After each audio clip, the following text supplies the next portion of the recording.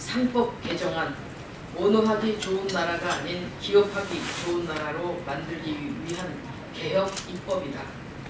2월 임시국회에서 처리해야 될 개혁 입법 중 상법 개정안은 반드시 통과시켜야 하는 가장 중요한 개혁안이다.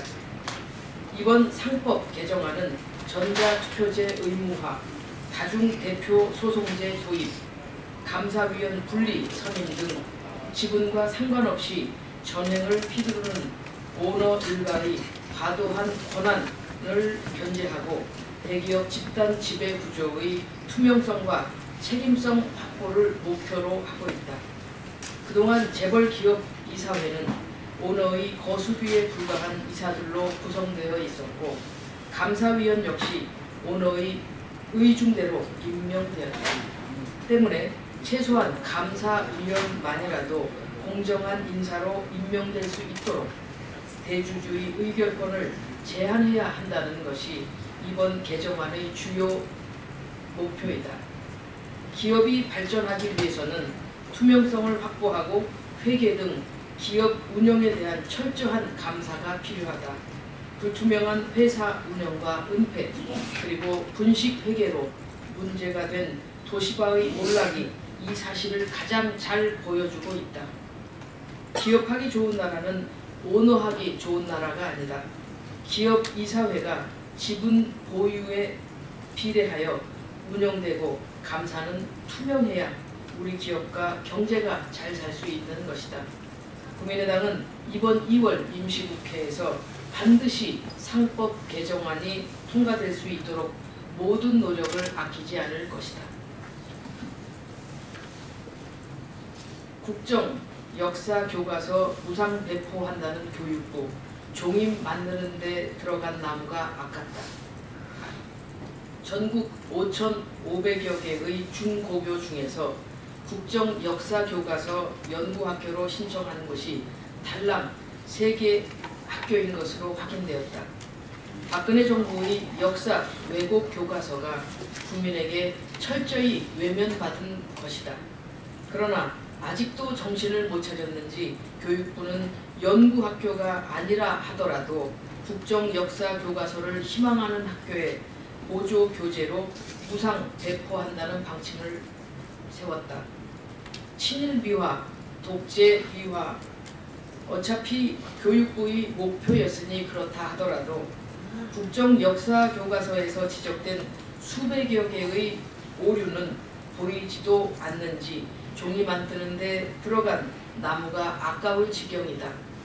더욱이 연구학교로 신청한 3개 학교의 학생들은 역사가 왜곡되고 사실도 틀린 교과서로 공부하게 되기 때문에 교육은 물론 입시에서도 피해를 보게 되는 것이다. 국민의당이 거듭 주장해왔듯이 친일미화, 독재미화의 국정 역사 교과서는 폐기되어야만 한다.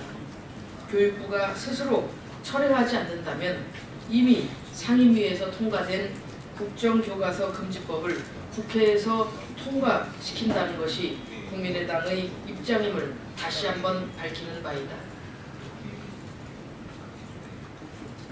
국민이 촛불을 드는 동안 낙하산을 투하한 경제 관료, 지난 11월 이후 새로 임명된 공공기관장 28명 중 공무원 출신이 21명에 달하는 것으로 확인되었다. 특히 이 중에서 경제 관료는 15명이나 된다. 박근혜 대통령이 탄핵된 이후로 식물 대통령이 된 사이에 힘있는 경제부처 공무원들이 대거 낙하산을 펼친 것이다. 공공기관장은 임명권자인 대통령과 관할 정부 부처가 협의하여 자격 있는 인사를 임명해야 한다. 지금과 같이 대통령이 탄핵되어서 임명권자가 거리된 상황이라면 탄핵이 인용된 다음 대통령이 선출될 때까지 기다리는 것이 옳다. 그러나 호랑이 없는 곳에 여우가 왕노릇한다고 대통령 탄핵을 탐타 관료들, 그 중에서도 경제 관료들이 자기 마음대로 인사권을 행사한 것이다. 가뜩이나 관료들의 영향력이 비대해지는 상황에서 관료들이 정치권의 통제를 벗어나는 것이다.